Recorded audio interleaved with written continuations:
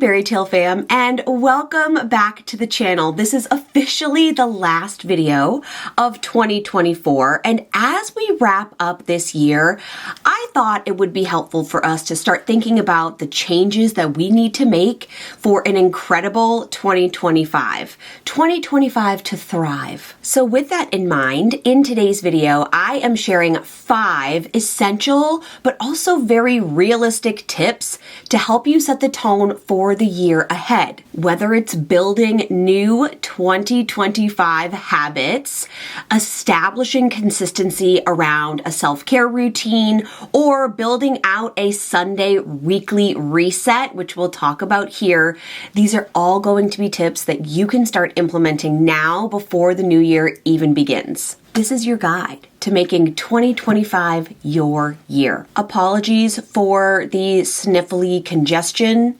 We are getting through it together with lots of hydrations and vitamins, but you might hear a different tone, a nasally tone in my voice this week. Apologies. If you are new here, hi and welcome. I am Chelsea, a bariatric support coach and also a VSG patient myself. This channel is all about being a supportive community and bringing as much magic and joy into your life as possible, whether that's through weight loss surgery like me or through mamahood and travel. We kind of cover all of it. If this sounds like you, if this sounds like something you might be interested in or could use positive, affirmative tips for how to live your best life, I hope you will consider joining our Berry Tale community and subscribing. Let's get into it, shall we? Let's jump right into tip number 1. Tip number 1 should come as no surprise. It's all about reflection and setting goals. The first step to making 2025 your year is to intentionally set goals. I love a goal. I love a goal at any time of year, but I do not necessarily love a resolution. The word resolution feels so limiting and finite to me. I do not love that. I know exactly where this comes from because I've worked through this, but a resolution feels to me like what I would do every year that I was trying to start a new diet, the last diet in my mind. I would resolve to be on some type of awful restrictive diet, which would then cue me into a binge eating coma perpetually until my new diet started. Ick. While we've worked through this diet mindset trauma, I am now focused on goals, and these come in a tiered category for me. I have my macro, big blue sky picture goals, my meso quarterly, and my micro daily/weekly to-dos. If you want me to teach more on this, I'm happy to do so here. I also teach directly into this with tangible step-by-step directions in my course as well as with my clients. And I'm thinking about hosting a unique goal setting workshop. I have an idea for 2025 that I'm going to beta test with my Glow Getter membership. But if you are looking for a way to make your goals, like pull them in closer and make them feel realistic and fun with a reward system, let me know because I'm thinking about doing a mid to end of January active live workshop. When I'm thinking about goals for the next year, I like to break them into categories so that I don't get overwhelmed. So for me, this looks like thinking about my physical health, my mental well-being, and then I lump everything else into the category of lifestyle. What small habits will make you feel more energized, more aligned, and more focused for 2025? Can you parse those out into those categories? And I want you to start small with achievable habits that you can begin in 2 minutes or less. One of these tangibles for me is setting a specific number of books that I want to read throughout the year. Now, I did fall shy of 2 books in 2024. And while I'm filming, the year is not over. but I'm unlikely to finish either of those because they're very large. However, what I know is that I read more this year because I set a goal to read a certain amount of books. If I hadn't set that goal, I might have read a few books in the summertime or listened to a few on audio via my library. And that would be fine, but I wanted to read more than I did last year, and I did that by setting a goal. One of my rewards for 2025 is actually getting myself a Libro subscription, because part of my challenge is that I'm in the car, so I want to listen to my books, but I have to wait for my library to have them in stock. So if I had a Libro subscription, I could purchase, and then that money would go toward my favorite small bookstores in town. So that's on my rewards list for this year, upcoming year. Tip number 2 is to build a weekly reset routine. Have you seen this all over TikTok? I had not considered a whole weekly reset until 2024, when I ended up on this side of social media and was so in love with the idea of getting myself together and having a dedicated day to do that. For me, this is typically Sundays, but you can pick any day that works best for you. I have found that a weekly reset routine has been a way for me to not only feel more in control of my day-to-day, which I love feeling, but also it really helps with my consistency. The general idea of a weekly reset is to use this time to reflect on what you want your upcoming week to feel like, to prioritize whatever needs arise for the week ahead, and to get yourself prepped and organized. So a tangible way for us to do this is to start reflecting on what you want for 2025 and build those goals into your reset. What's on your to-do list? Are there habits like meal prepping, prioritizing some type of movement for the week, activities that your children have to get to, self-care that you could put on your schedule a week in advance to actually book out that time? Writing them down is going to help keep you focused, but also accountable. So after I establish what I want my week to look like, my ideal week, how do I want to feel at the end of every day? What am I cooking for dinner? What appointments and activities do I have to do / do I want to add in?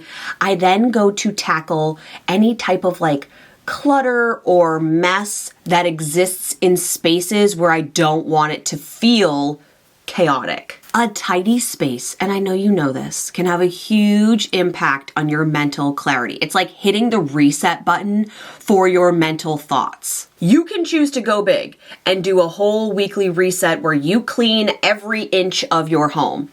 That's not my vibe. We're lucky enough to have a house cleaner come once a month. Her name's Alicia. Shout out Alicia for keeping me sane. She deep cleans our home once a month. So my job for the weekly reset, and really to assign to both my husband and my child, is to say, go to your spaces, tidy them, but I need my living space, my bedroom, and the closet where I get ready to be free of clutter for the week ahead. I like to have my outfits laid out. I like to have all the laundry done. That's the biggest feat for sure. I like to have dishes out of the sink, the blankets folded, my candles lit. I want my home to feel put together and ready to tackle whatever the week can throw at me. And I really only dedicate 10 to 30 minutes to do this. So it's not like a huge all-day project. My Sunday reset routine is how I set my tone for the week. Knowing what meals I'm going to make / ingredients I need to get them, prepping things for the crock pot, having outfits laid out for both my daughter and I, knowing what lunches she needs ahead of the week. All of these things just make it so much easier come Monday morning. And there's a reward at the end of this, aside from the consistency of the week ahead. I like to light a candle. I like to get myself a mug of delicious peppermint tea. I want to put on my favorite show after my daughter goes to bed and relax into the week. This weekly routine, my love, is not about perfection. It's all about progress and creating space for the things that matter, the things that you want to bring into the new year with you. And trust me, when you dedicate even the smallest amount of time to getting things ready for the week ahead, that Monday morning alarm doesn't feel jarring. You don't have to do all of these things. You could say, I'm going to start small, Chelsea. I just want to start by planning out my meals, by grocery shopping on Sundays. That's incredible. Your week's going to be so much easier because of that. You're going to spend less money on eating food out of the house. You'll know exactly what kind of nutrients you're getting into your system. You're establishing a ritual of cooking for yourself or your family at night.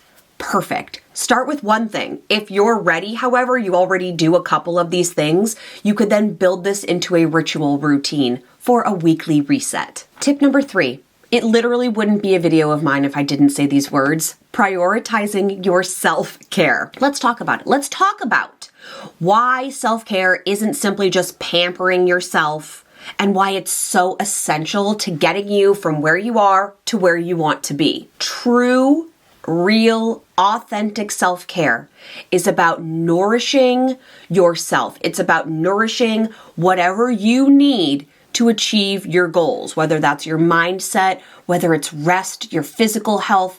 It's so much more than just a spa day. Though I love a spa day, that's not the only form of self-care. In 2025, prioritizing your self-care is such a game changer for both your mental and your physical health. Let's start with the basics, okay? We're gonna start with a skincare routine because like all of us, we're getting older, and I think we need to start prioritizing just little bits in the morning and in the evening how we take care of our skin.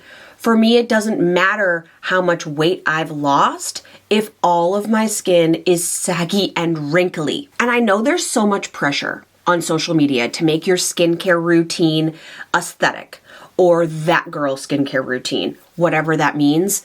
I mean a simple few steps where you're cleansing every day, you're applying a moisturizer or some type of evening oil, and in the morning after you cleanse, you're adding SPF to your skin every day. It doesn't matter if the clouds are out, if you live in a rainy climate, it doesn't matter if you're Bella Swan, you are applying SPF every single day. The point of this ritual, aside from the fact that your skin will thank you and you will be grateful that you started this now, it's never too late to start, is that you are signifying to yourself that by taking this time, you're worth the time and the energy.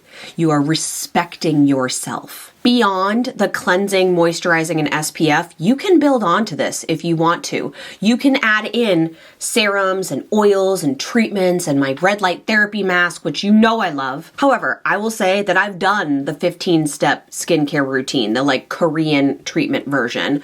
I've done the 3-step. I tend to fall in the middle where it's like 5-ish steps because I know it's sustainable and that I will do it in the morning and in the evening. The bigger amount of steps, I used to be the girl who's like, I'm gonna jump right in. I'm gonna do a 30-step skincare routine every single day. And that would last, just like with dieting, for 2 weeks. My skin would look awesome, but then I would just fall off and end up using like whatever makeup wipe that I had to cleanse at the end of a day when I was tired. So now I've found my sweet spot where it's like simple, not necessarily aesthetic, realistic, and it works for my skin, my aging skin, which will be 40 in 2025. But self-care goes beyond skincare. I want you to think about what fills up your cup. For your physical health in 2025, I want you to find something that makes you happy.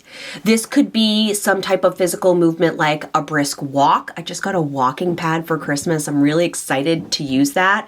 This could be yoga. This could be strength training. It could be some type of meditation with a stretch.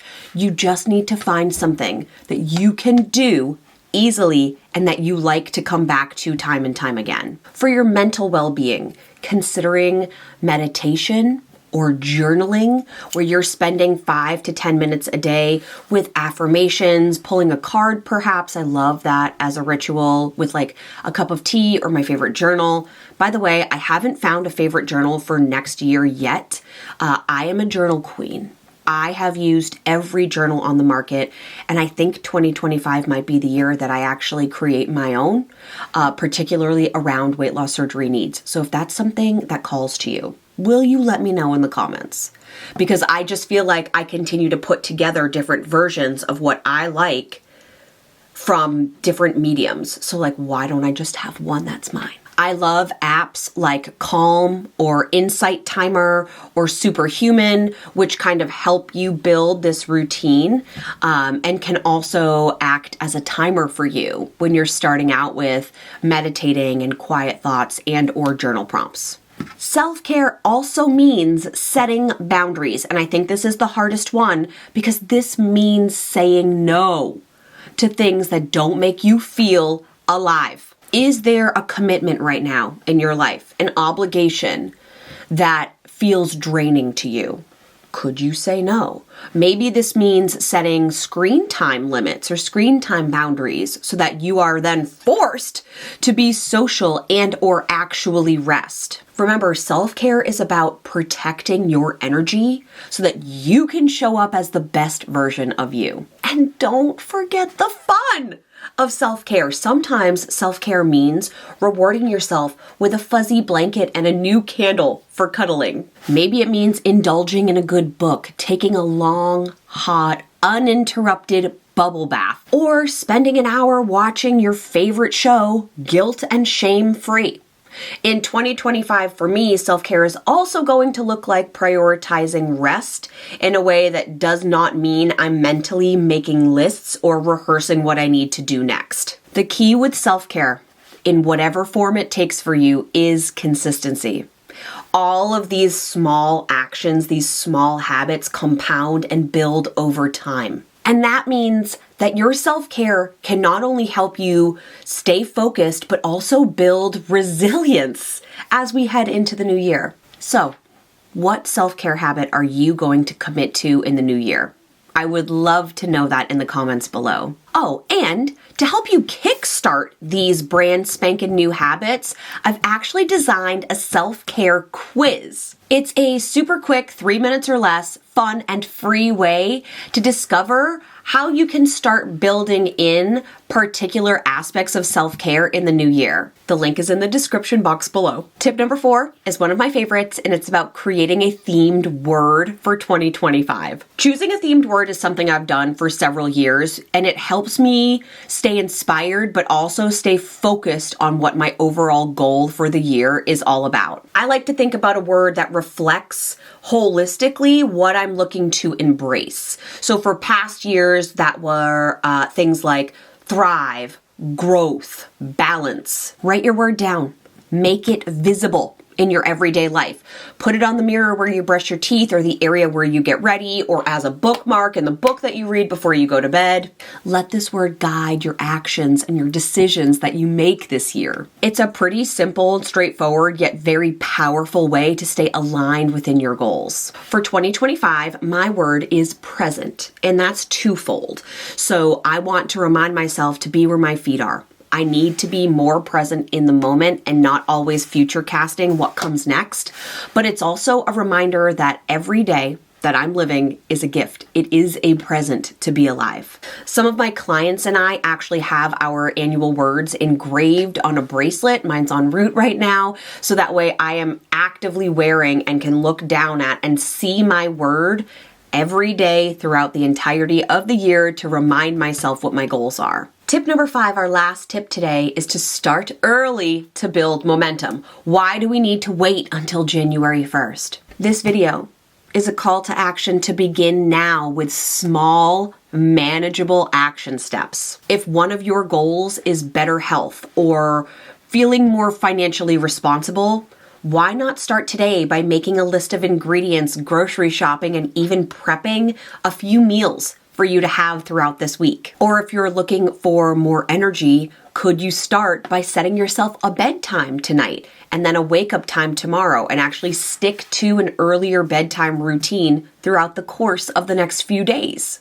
Let's build some momentum so that when the new year is here in just a few days, you're already a few steps ahead of the game. Thank you for joining me on this journey. Don't forget to like, subscribe, comment down below, and also the free quiz is in the description box. It's all about self-care. There's a little bit of Disney princess thrown in there. It's totally free, and I think you're going to think it's really fun. I will see you next year with even more tips on how to make your life the most magical that it can be in 2025, because I want you to thrive, my sister. I want you to thrive, and you're totally capable of that. And if you're not yet on my email list, I'm going to have that. That's also totally for free. I send out weekly love letters to you, but my free master classes are coming up for January, and they're all about how to stop that awful cycle of binge eating. So if you're interested in that, make sure you're on my email list, because you'll get hot takes and tips there first. Until then, let's keep creating magic together. I love you. I hope you have an amazing remainder of 2024, and I'll see you in the new year. Goodbye, my friends.